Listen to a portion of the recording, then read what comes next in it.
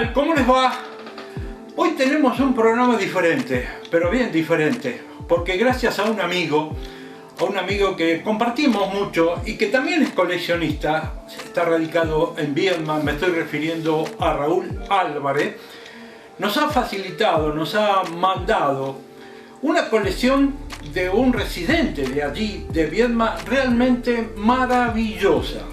Esa sí que tiene historia. Si usted lo analiza detenidamente, se va a dar cuenta que estamos hablando de, no sé, pero 100, 150 años atrás aproximadamente.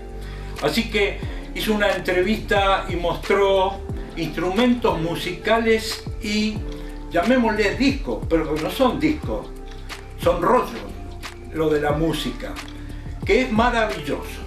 Raúl Álvarez, gracias, realmente gracias por estar con nosotros, por compartir, por hablar, por sugerir. Esto es realmente maravilloso para que toda nuestra gente se dé cuenta de que la colección no empezó hace poco, empezó con la historia del mundo. Pero vamos directamente, Raúl, te escuchamos. Muy bien, Mapuchito Noticias y El Coleccionista, porque este video también se lo vamos a compartir a nuestro querido amigo Carlos, que siempre quería tener esta oportunidad de ver lo que es el trabajo de Horacio Osborno, porque digo el trabajo porque no es solamente un coleccionista, creo que va mucho más allá de lo que él hace y por eso hoy le agradecemos que nos haya recibido en su casa. Horacio, gracias por atendernos. Bueno, al contrario, gracias a ustedes por venir y por interesarse en esto que estoy haciendo, que como les decía hace un ratito, el objetivo mío es que no se pierda, ¿no? Que todo esto que vengo trabajando, que vengo coleccionando, juntando de tantos años, se pueda llegar a oídos de la gente en general. Y a las próximas generaciones. Y a las próximas generaciones desde ya, ¿no? Porque fundamentalmente en la época de la historia en la cual yo estoy trabajando es entre 1900, 1902 hasta 1930, 1933, donde por la crisis del 30 desaparecieron, por ejemplo, las pianolas. Claro. Se dejaron de fabricar las pianolas. Las pianolas se fabricaron entre 1900 y 1930. Anteriormente a ello existieron los cilindros Edison, o sea, Edison inventó un aparato que fue el primero con el cual se reprodujo la voz humana, digamos, comercialmente, ¿no? Él utilizó su invento para que toda la música y las voces, los cantos, se grabaran a través de su sistema y tuvieran la posibilidad de llegar a los hogares, ¿no? O sea, que la gente lo escuchara. Pero yendo al principio, ¿cuándo comenzaste con esto y por qué? Bueno, yo empecé juntando rollos de pianola en 1974 aproximadamente. A fines del 74 conseguí el primer lote de rollos que coincidentemente voy a la casa de un antepasado mío en la ciudad de Bragado, provincia de Buenos Aires, y había quedado en esa casa que estaba desocupada. Los padres de la REA. Claro, la REA es de allí de Bragado. Había quedado abandonada la casa durante más de 20 años. Y voy con un familiar, entramos a la casa y en la casa había una pianola. Una pianola que había quedado ahí y al lado de la pianola había un cajón con unos 30 o 40 rollos. Bueno, con el paso del tiempo, esa pianola logré llevármela a La Plata, yo vivía en La Plata, y me contacté con un técnico alemán, Fernando Kaiser, que coincidentemente Kaiser vivió aquí en Viedma y se casó aquí en Viedma, ¿no? O sea, esas cosas de coincidencias, ¿no? Y entonces él me dice, era un técnico alemán que conocía mucho, y me dice, yo tiempo para arreglar la pianola no tengo, pero si usted quiere, la arregla usted bajo mis indicaciones.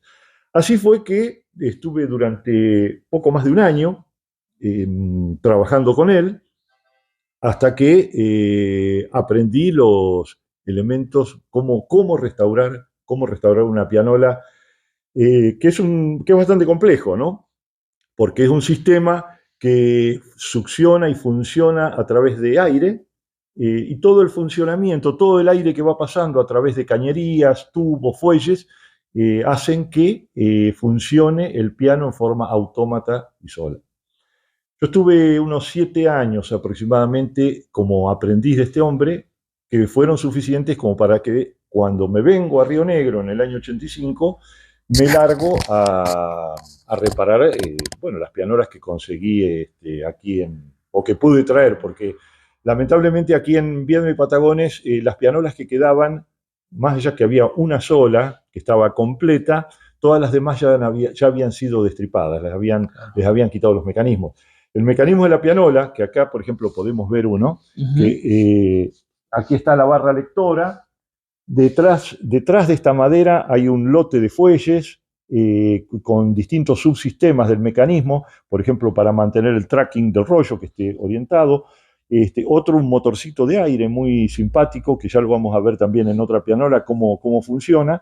Y absolutamente todo funciona con la succión del aire que vamos a generar a través de los pedales. Si quieren, vemos a ver, de este aparato, sí. ¿Volvemos un poquito a o seguimos vamos con esto ahora, pero contame en principio de la pianola que conseguiste en la región. Bueno. ¿De quién era? Porque seguramente era importante. No, lamentablemente la única pianola que estaba completa la tenía Bergandi en Patagonia. Ah, claro, el de la sastrería. El de la sastrería, estaba el local de la sastrería y atrás. Frente a la Plaza 7 de Marzo. Exactamente. Y atrás nomás estaba la pianola, una pianola norteamericana, recuerdo haberla visto, y con un lote interesante de rollos, más de 100 rollos creo que tenía, que, bueno, no la tenía funcionando en ese momento, pero fue la única pianola completa que pude ver aquí en la comarca. ¿Pero no la compraste? No, porque no estaba a la venta tampoco. Claro. No. Y después aparecieron otras pianolas alemanas, norteamericanas, belgas, instrumentos que originalmente fueron muy interesantes. Una industria, los alemanes fabricaron obras de arte en lo que es pianolas.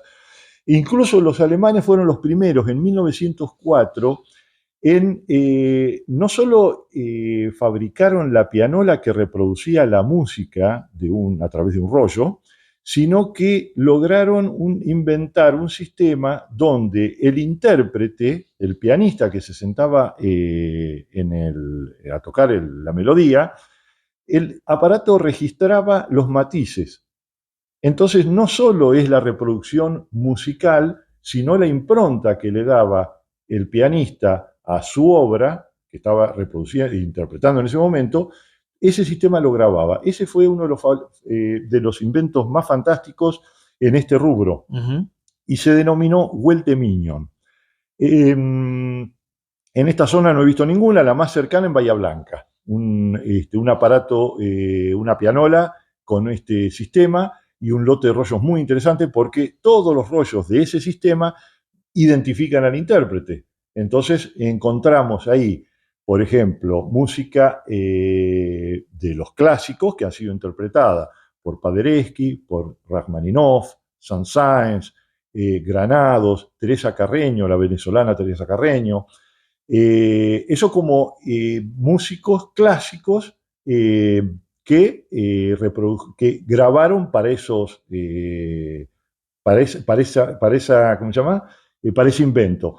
Después los norteamericanos sacaron sus propios mecanismos competitivos que lógicamente no eran de la calidad del Huelte Mignon, pero que sí eran instrumentos que han pasado más de 100 años y siguen funcionando, con los ajustes y lo que corresponden.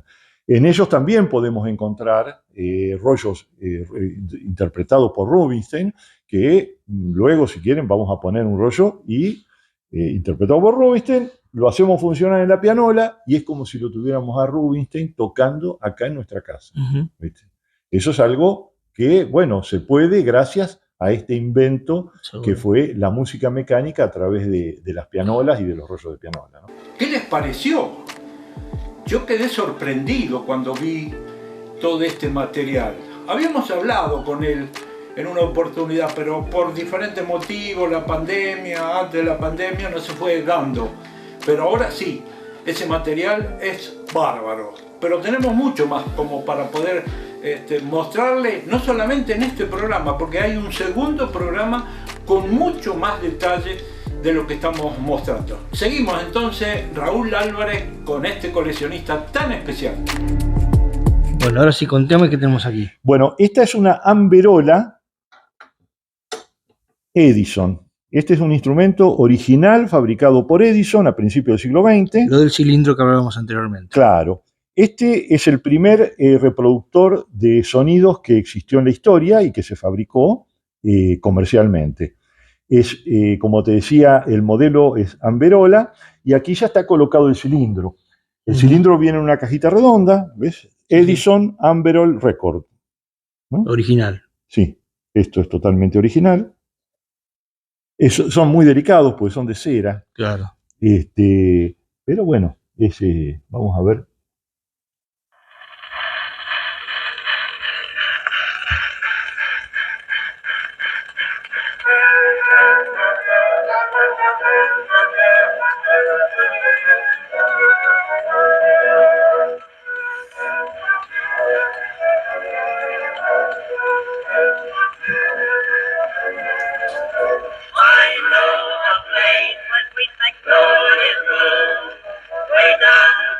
Esto te tiene un poco recuerdo a alguna película de la época, ¿no? Y sí, totalmente. O sea, muchas películas traían su música en distintos formatos. Claro. A veces quizás en discos, en rollos de pianola, o las partituras mismas, ¿no? Claro. En algunos cines estaba el piano al lado, claro, donde había pianistas de...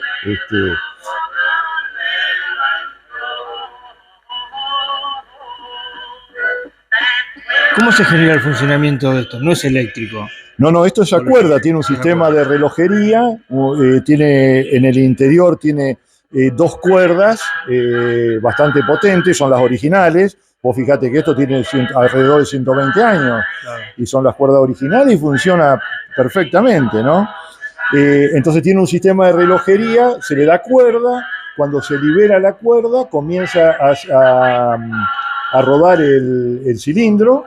Y tiene, en el caso de estos aparatos, a diferencia de las vitrolas o gramófonos, es que no se cambia nunca la púa, porque la púa es una piedrita de zafiro, claro, ¿no? Es mínima, no tiene valor económico, lógicamente, claro, pero es eterna. A diferencia de la vitrola, que ahora la vamos a ver, donde la vitrola, cada disco y la sugerencia de los vendedores, bueno, de los comerciantes, es que se use la púa una sola vez.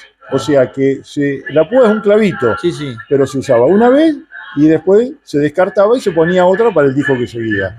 Esto no se cambia nunca, la púa. Esta púa está ahí funcionando hace 120 años. Estamos conversando con Horacio, nos está mostrando, insisto, esto es mucho más que una colección y lo estamos haciendo para Mapuchito Noticias y para El Coleccionista.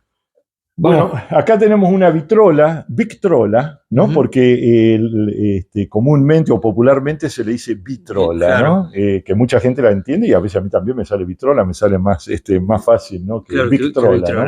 Pero es victrola porque está hecho por la RCA Victor o por la Victor de Camden, claro, en Estados Unidos. Lógicamente a estas hay que darle cuerda. Esta ya la cargué la cuerda hace un momentito, así que se libera. ¿Estabas preparado? Sí. Aparte, vos sabés que la historia de esta vitrola, este es el modelo Credenza, es de 1930. Ajá. Es el modelo más grande que se fabricó en la historia de vitrolas. No más grande en cuanto al volumen del mueble, sino que tiene 4 cuerdas, unas cuerdas tremendas ahí adentro del mecanismo, donde una vez que se carga la cuerda originalmente, yo creo que, no sé exactamente, pero por lo menos tenía para escuchar discos durante media hora o una hora fácilmente, ¿no? No había que volver a darle cuerda. Y esta estaba en un salón de baile en Ignacio Correas. Mira. Y allá por los años 78, 79 más o menos, voy a un remate y me encontré con esto, que no era lo que yo buscaba, pero me gustó la vitrola. Estaba destartalada, no funcionaba, tenía una cuerda cortada. Pero bueno, en el tiempo la fui poniendo en condiciones, de tal manera de que se pudieran escuchar los discos para la cual fue inventada, ¿no? O sea, o creada, fabricada. Y ahí vamos a escuchar algo. El sistema de sonido...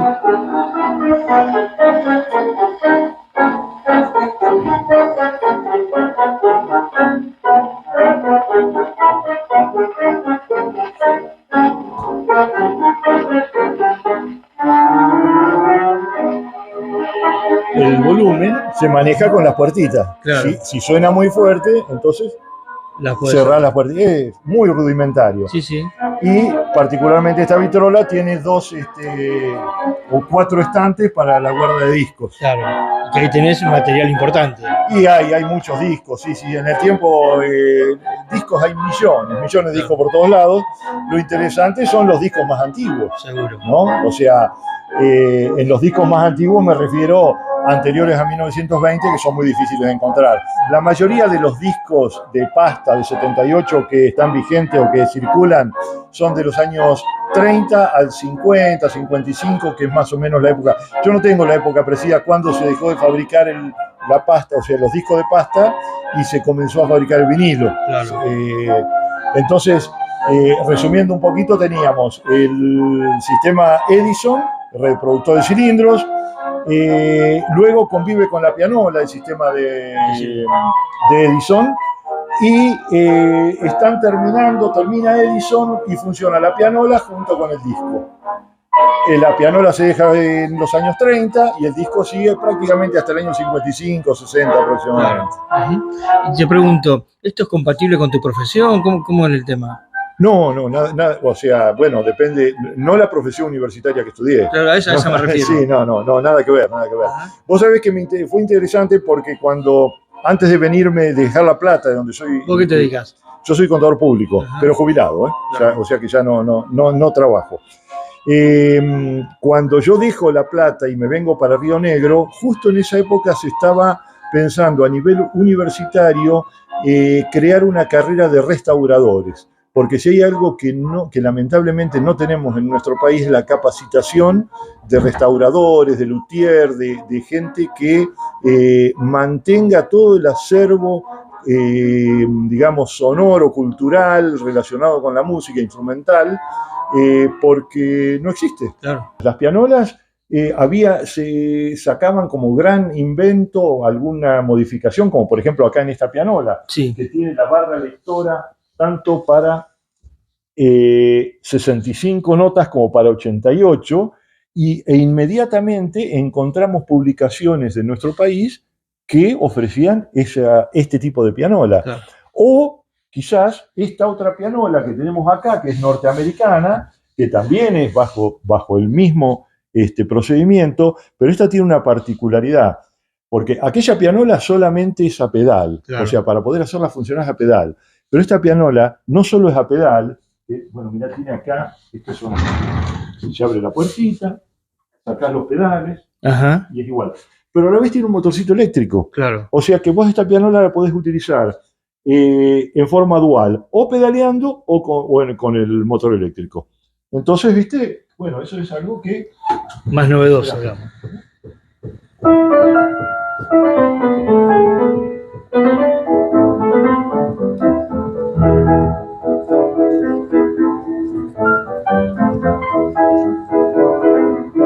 La posición mía es un poquito incómoda, ¿no? Claro. Pero... Porque esto se compone de 2 partes. Por un lado, buscar la pianola. La pianola ya la encontré multiplicada, ¿no? Entonces ya pianola no busco más. Claro. Bueno, no, eso nunca se Es sabe, relativo. ¿no? Porque el coleccionista nunca... Sí, nunca es como los para. autitos. Exactamente.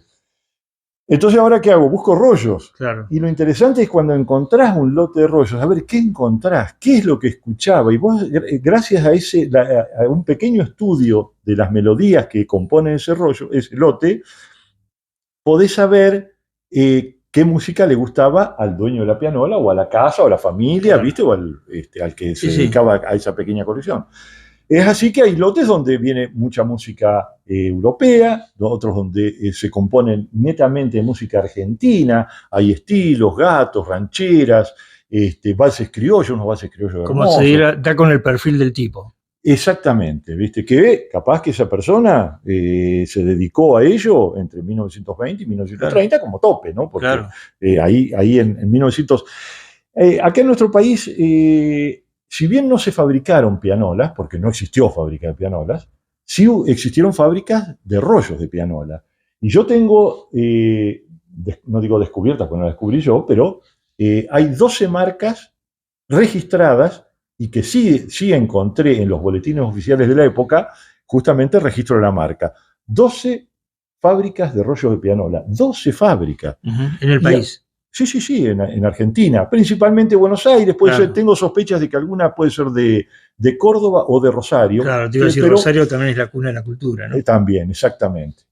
Y hay por lo menos unas 3 o 4 líneas de rollos que sospecho, casi seguro que son argentinas, que no tienen marca registrada, pero que seguro se han producido por las características, por los materiales, por el tipo de papel, en fin, han sido producidos acá en nuestro país. O sea que, vos fijate, entre 12 y 16 fábricas de rollos de pianolas. Realmente en ningún otro país de Latinoamérica ocurrió y se dio lo que se dio acá en Argentina. La principal fábrica de rollos es la fábrica Pampa. Pampa, curiosamente, le pusieron, no sé si esa sigla, Perforación Argentina Musical para Autopianos. Claro. Esa es la sigla. La fábrica Pampa estaba ubicada en la calle Universidad del barrio de Barracas y comenzó, según una documentación fehaciente, estaría fundada en 1908. No se sabe cuándo dejó de perforar rollos, pero por los títulos que he rescatado en los distintos lotes que fui comprando o que fui adquiriendo, porque digo comprando o adquiriendo porque hay lotes de rollos que directamente me los han donado, regalado, o sea, gente que no le interesaba, ocupan espacio. En Buenos Aires los rollos son molestos porque juntan tierra, polilla, espacio, bueno, entonces, he tenido la fortuna de que gente dijera, bueno, te los mandamos a vos. Bueno. Pero esta fábrica de rollos, Pampa, suponemos que dejó de perforar rollos en 1933. Y lo más pintoresco es que la fábrica todavía existe. Claro. El edificio de la fábrica existe en el barrio. ¿Lo has podido visitar? Sí, estuve casualmente en el mes de marzo, porque tenía una falsa información. Me había dicho gente entendida o gente que hace muchos años me dijeron que se había demolido, que la fábrica esa no existía más. Después de 20 o 25 años o más, me dicen, no, la fábrica está. ¿Y sabés gracias a qué? Al Google, que buscás el Street View. Claro. Bueno, entonces buscamos a través del Street View y nos llevamos la sorpresa de que la fábrica está intacta y dice Pampa ahí arriba, ¿viste? Hecha en material, ¿no? La sigla Pampa.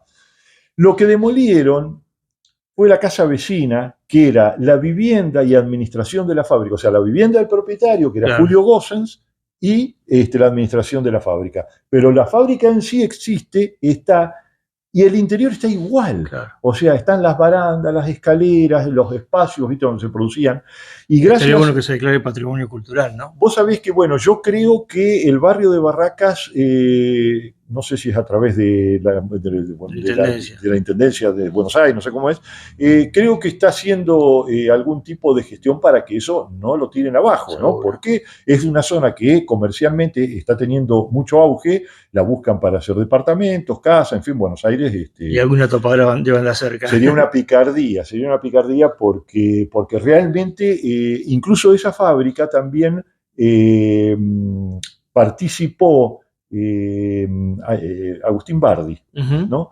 Y con Agustín Bardi tenemos algo muy puntual y muy especial. Agustín Bardi fue un tanguero y músico, pianista, muy conocido en su época y hoy también para la gente que más o menos está en la música lo conoce. Quizás muchos lo van a escuchar por primera vez, Agustín Bardi, pero fue un hombre de mucha actividad. Pero a diferencia de muchos y de la mayoría de los músicos que estaban a la altura de él en aquella época y que grabaron discos, resulta que él no grabó nunca un solo tema de nada. O sea, tenemos partituras, tenemos melodías de él interpretadas por otros, pero nadie sabe cómo tocaba el piano Bardi. Claro. ¿Viste? ¿Cómo tocaba el piano Bardi? Bueno, resulta que en los rollos de pianola aparecen rollos interpretados, melodías interpretadas por él. Yeah. Entonces, gracias al rollo de pianola, y en beneficio de la comunidad, digo, y de los musicólogos, ponés un rollo de Bardi, lo reproducís en la pianola y vos sabés cómo interpretaba él su propia música. Claro. ¿Viste? Eso es algo que Un documento histórico. La verdad que es muy interesante, ¿no? Es muy interesante. Justamente con el Instituto Nacional de la Música Carlos Vega de Buenos Aires, que vinieron en el mes de noviembre del año pasado, grabamos un lote interesante de rollos de Bardi, porque justamente era uno de los principales objetivos de ellos. Y creo que está no sé si decirlo en producción o qué, pero la idea es en un determinado tiempo editar una publicación y un par de CDs donde se escuchen las melodías de Bardi. Ahora sí te pregunto, ¿y sí, recibís visitas de muchos lugares? Mira, visitas no tanto porque, o sea, esto no está abierto al público, más allá de que, del que esté interesado, por supuesto que puede venir y vamos a escuchar y les voy a explicar y les voy a contar qué es lo que hay acá y si todo se puede ver, ¿no? Pero lo más interesante es que los descendientes de los intérpretes y de los autores, compositores de tango especialmente, y bueno, y de foxtrot, de pasodoble, en fin, que se dio aquí en nuestro país, descubren que sus antepasados habían grabado rollos de pianola, cosa que no lo sabían, y lo descubren a través de YouTube, de las melodías que tengo subidas a YouTube. Mira. Bueno, y finalmente llegamos a los 30 minutos que tenemos como tradición de nuestro programa. Pero les recuerdo, la próxima semana vamos a estar con la segunda parte que tiene un matiz impresionante.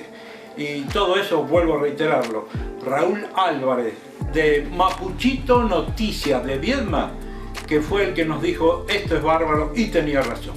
Gracias, hasta la próxima semana.